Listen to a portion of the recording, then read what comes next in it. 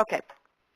So I was just introducing myself with a little bit of background and saying I also spend quite a bit of time traveling, doing guest lectures in other parts of the world. So I hope I can bring some of that knowledge and insight to you.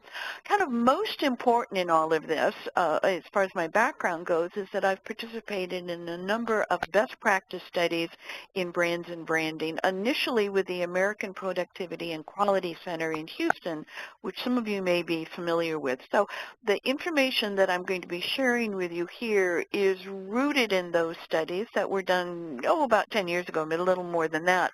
But I have updated it over time to keep it fresh and keep it relevant as things have changed. So that's partly what we are going to be drawing on today.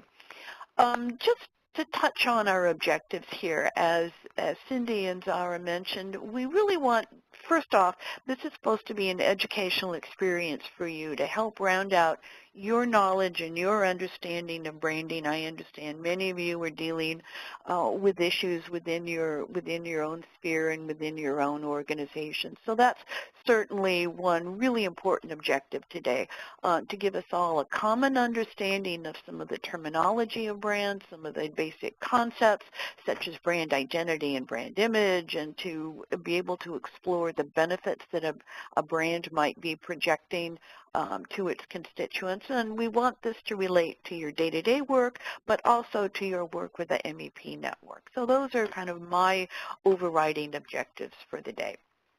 Before we get into that, though, I want to just set the stage a little bit, just talking generally about the role of brands in both business to business and even in public policy organizations, as many of you are in a mixed bag kind of organizations.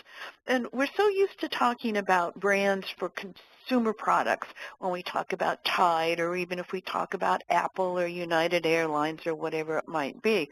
But brands are also exceedingly important for driving growth in business-to-business organizations and in helping public policy organizations further their mission.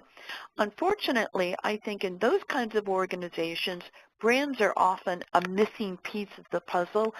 We may be very adept at talking about things such as lean manufacturing, or being very cost efficient, or having very enlightened HR procedures and so on. And sometimes in business to business, we overlook the really important role of brands as part of achieving our growth objectives. So what I want to do here today is help you round out your knowledge so you can help put that piece of the puzzle in place for your organization.